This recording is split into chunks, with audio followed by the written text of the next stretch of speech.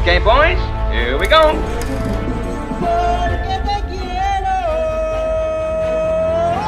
Halo guys, balik lagi bersama Mimin di Celengan Film. Tidak lupa Mimin doain kalian semua selalu sehat dan bahagia ya.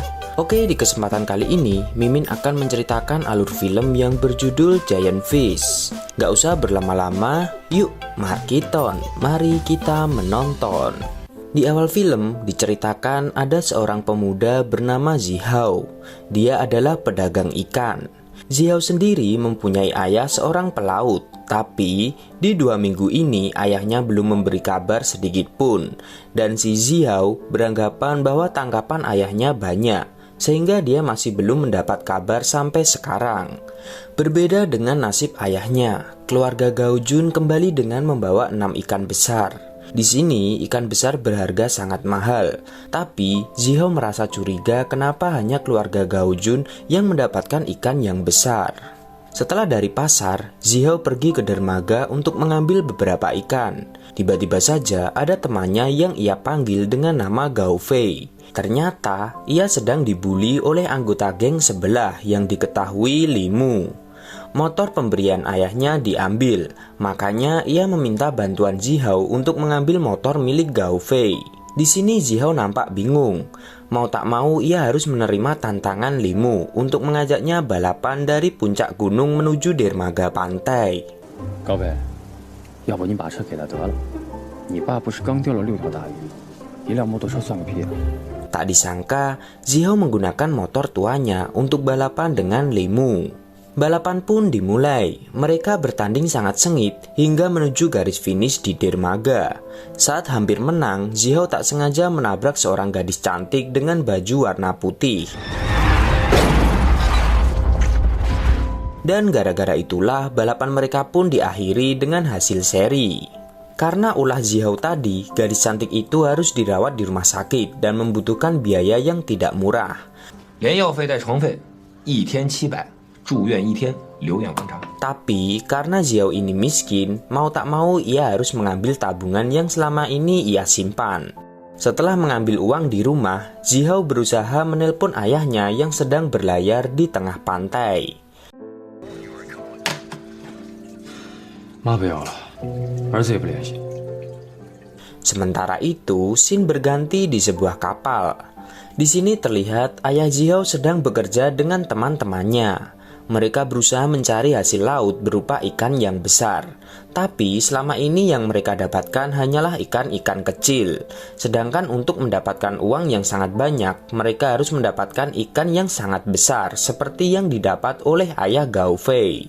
Tak disangka saat sedang makan malam, mereka mendapatkan hasil laut berupa ikan yang sangat besar. Ikan itu sedikit aneh. Bahkan saat setelah mereka membunuh ikan tersebut, langit berubah menjadi mendung dan hujan dengan lebat. Scene pun berganti ketika Zihao membangunkan gadis cantik itu. Ia meminta maaf dengan apa yang telah ia lakukan sebelumnya. Walaupun nampak kaget dengan apa yang terjadi, gadis itu malah melepas infus dan pergi menemui Zihao sambil membonceng motornya.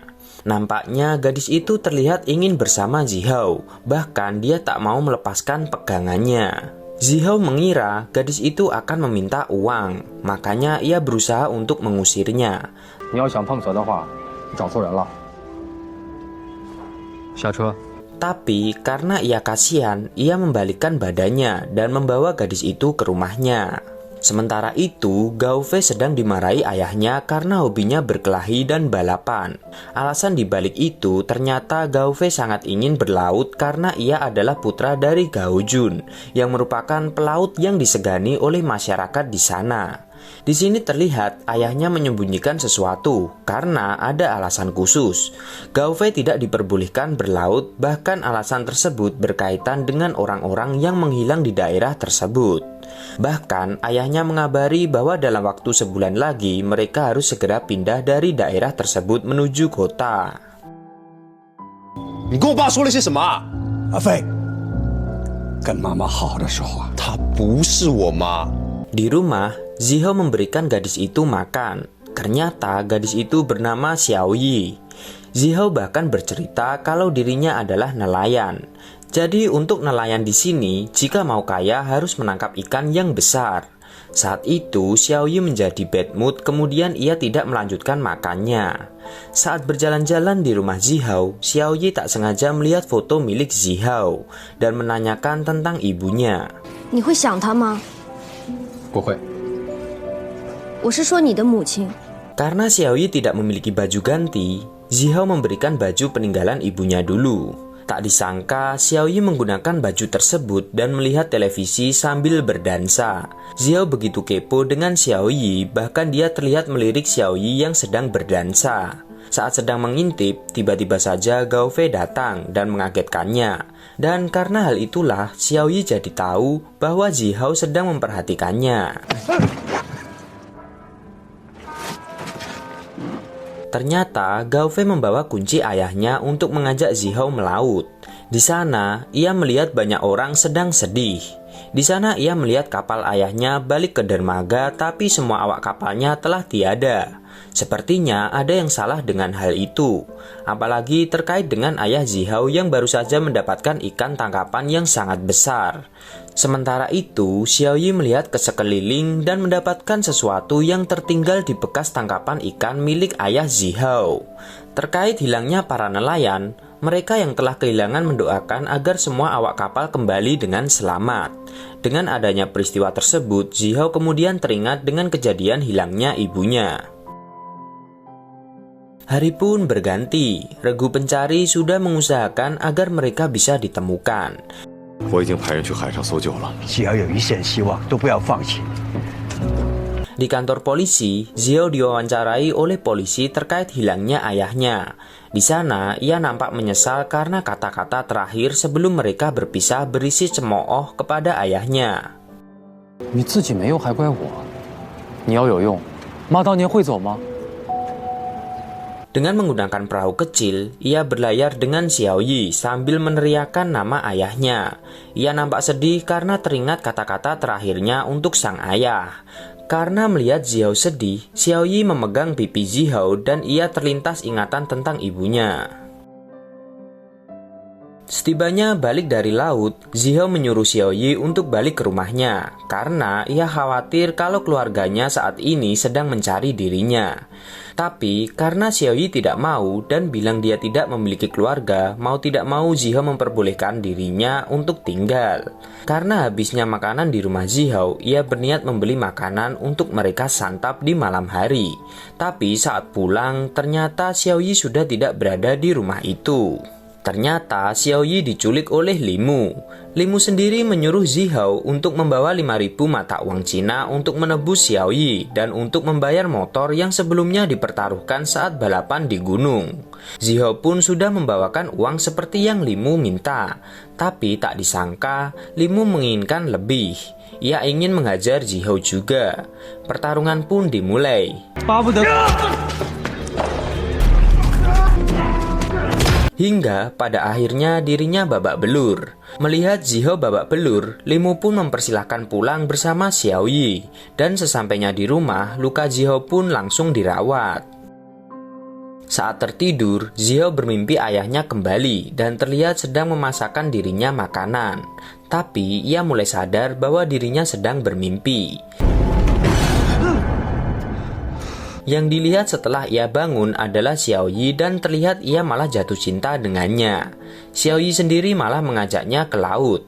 Dia bilang kalau di laut bisa menyembuhkan apapun, terutama hatinya si Zihao yang telah kehilangan ayah dan ibunya.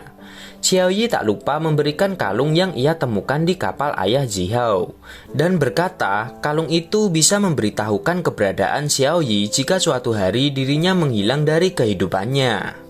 Scene pun berganti pada peringatan hari leluhur. Saat Xiaoyi berjualan, ada seorang laki-laki yang sepertinya kenal dengannya. Tak lama Zihao datang dan orang tersebut pergi. Ternyata orang yang bertemu dengan Xiaoyi mengadakan pertemuan dengan Gao. Di sana ia berdiskusi mengenai kerjasama yang sedang ia lakukan. Di rumah, Gao bertemu dengan anak buahnya. Ternyata korban yang hilang di laut bertambah lagi ketika ada kapal yang menangkap ikan besar. Mendengar kabar tersebut, Gao panik dan bertanya kapan kapal selanjutnya akan berlayar sambil membawa benih ikan yang diberikan anak buahnya. Sementara itu, scene kembali berganti malam hari. Di malam itu, acara peringatan leluhur dimulai. Sebelum acara dimulai, Xiaoyi bertemu dengan kerabat yang sebelumnya ia temui di pasar ikan. Di sana, ia disuruh balik ke rumah, tapi sepertinya Xiaoyi menolak ajakan orang itu karena ia telah nyaman hidup dengan Zihao. Ternyata, Xiaoyi mempunyai rahasia yang tidak boleh diketahui Zihao karena Zihao adalah nelayan. Di sini kita mulai sadar bahwa sebenarnya Xiaoyi dan orang itu bukanlah bangsa manusia, melainkan bangsa ikan besar yang membuat para nelayan hilang secara misterius. Tapi anehnya, Xiaoyi malah betah tinggal di sini dan juga mencintai Zihao. Acara pun dimulai. Xiaoyi mengikuti acara festival leluhur agar resmi menjadi warga Guigang. Ia pun setuju dengan permintaan tetua desa dan acara pun dimulai.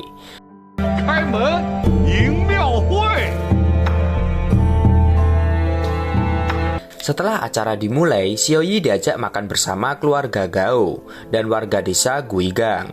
Tapi melihat makanan yang disajikan, Xiaoyi menjadi tidak nafsu makan karena melihat ikan raksasa tersebut.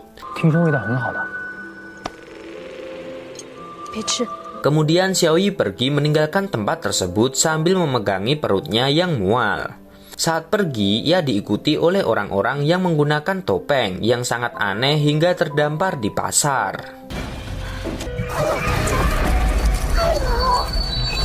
Ayah Gao sebenarnya sudah mengetahui rahasia terbesar Xiaoyi, tapi ia sengaja menyembunyikannya agar tidak membuat panik warga dan anaknya. Saat balik ke rumah Zihao, Xiaoyi mulai berubah ke bentuk aslinya, yaitu ikan. Ia kemudian pergi ke laut dan diikuti oleh Gao.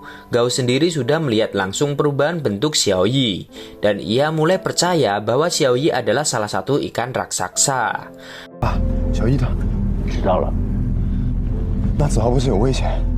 Ayahnya pun sekarang mulai menasihati Gao agar tidak berbuat gegabah. Di kemudian hari, Zihao mendoakan ayahnya yang telah hilang. Ia memperkenalkan Xiaoyi sebagai pacarnya. Setelah hal itu, Gao memberitahu kepada Zihao rahasia yang sebenarnya mengenai Xiaoyi. Tapi Zihao tidak percaya akan hal itu. Bahkan saat diberi foto, ia malah pergi sambil menyimpan bukti itu ke jaketnya. Setelah itu, berita Xiaoyi pun menyebar dengan cepat, hingga warga pun ingin memastikan kebenaran di toko ikan milik Zihao.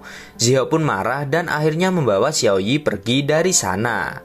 Sementara itu, kerabat Xiaoyi berkunjung ke rumah Gao. Di sana, Gao membunuh orang itu karena apa yang dia capai sudah ia dapatkan.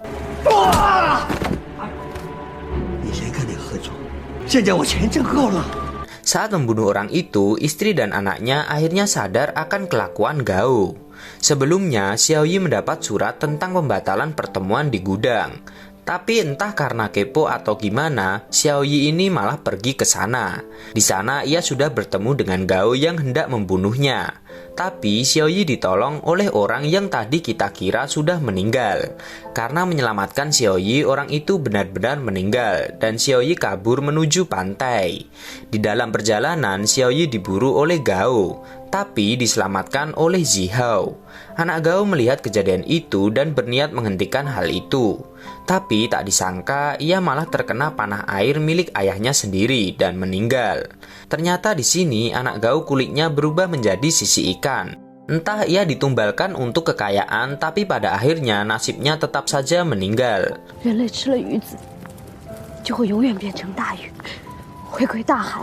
Ayah Gao sangat menyesal akan hal itu, karena dirinya lah anaknya mati terkena panah. Sementara itu, Zihao pergi untuk mengantarkan Xiaoyi ke laut. Di tengah perjalanan, ia melihat suatu kenangan yang selama ini ia punya. Setelah sampai ke laut, Xiaoyi pun akhirnya berubah menjadi ikan. Dengan penuh kesedihan, Zihao mencium ikan tersebut selayaknya sedang mencium Xiaoyi sambil membayangkan kenangan yang ada. Di akhir film, ayah Gao ditangkap polisi karena apa yang telah ia lakukan selama ini. Sedangkan Zihao pergi untuk berkelana sambil menulis buku catatannya di rumah jika suatu hari ayah dan ibunya tiba-tiba saja kembali ke rumah. Dari film tersebut, kita diajarkan jangan menyesal sampai kita kehilangan dan janganlah merusak alam atau kita akan menanggung akibatnya. Dan film pun tamat.